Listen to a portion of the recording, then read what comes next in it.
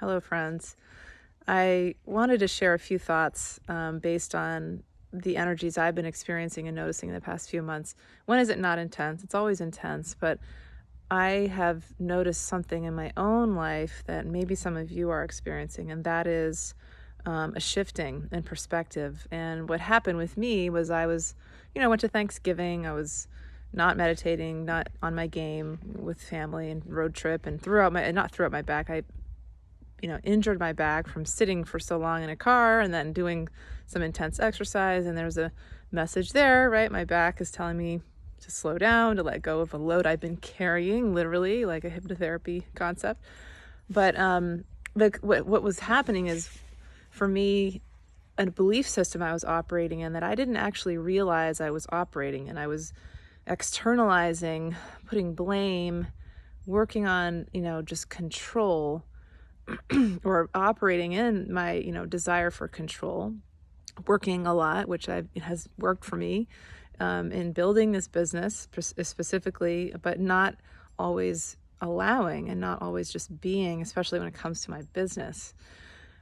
And it was so interesting because I needed somebody else to point that out for me, to give me that, bird's eye perspective as an outside observer. And so maybe this is happening to you. There's so much that we're being asked to look at. And it's not always as simple as, oh, here's something to look at. Here it is, look at it. But we live it, we're experiencing it.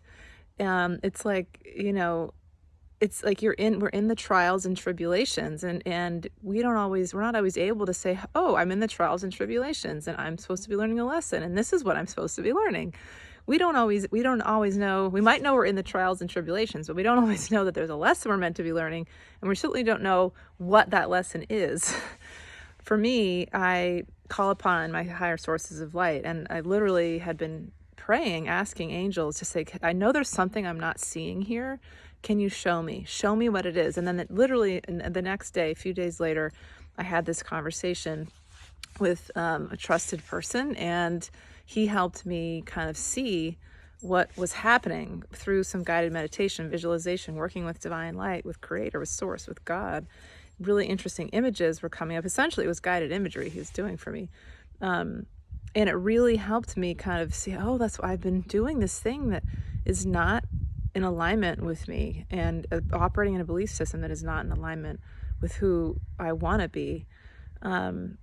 So if you're feeling stuck, feeling frustrated, feeling, we're all in this collective PTSD state. I certainly, in Maine, we've had some traumatic things happen here, and we've all on this planet have had traumatic things with COVID, and there's been no real healing or processing from that. In the collective, it's on an individual level that it's happening, but there's a lot that we need to release, and a lot that, and I've been working with clients that with some really intense trauma recently, and had a strange thing with a client who was almost like, essentially there was a sort of a stalker issue occurring with this person that I had to clear. And it was just, it's disturbing, right? And it's triggering, it's jarring. So I didn't realize how much that all had been affecting me. But I guess my point here is, if you're struggling and you're just feeling stuck, and it gets old, right? Like, why am I still dealing with this crap? Like, I want to just be in the flow. I want to feel better. But you know what? That's what Earth is. It's a school, and we go through these cycles, and they keep coming back. But when we go through that hard time, that sticky time, the more we work on our inner tools, the more we call upon our inner tools, I should say, the easier it gets. And I've noticed that myself. I've kind of like kicking myself, like, why didn't I call upon my tools of reframing thoughts and, looking at my beliefs? I wrote a book about it, Tools for the Awakening Soul, in case you don't know. But why was I not calling upon my own tools? Because I kind of had this arrogance of like, well, I already know that. I don't need to look at it again. I already know this stuff. But I did need to look at it again. And I also needed somebody else to point it out to me, because I wasn't even able to see what I needed to look at.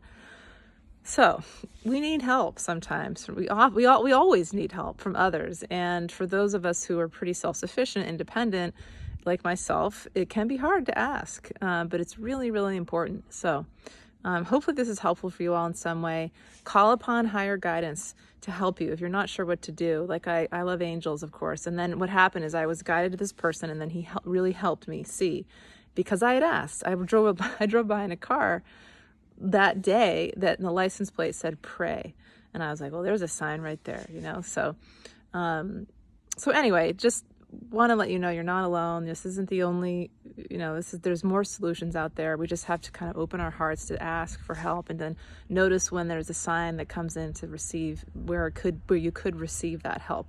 Of course, I do this work with hypnotherapy and regression and Akashic Records reading. There's a lot of powerful stuff that I guide people into, or try to.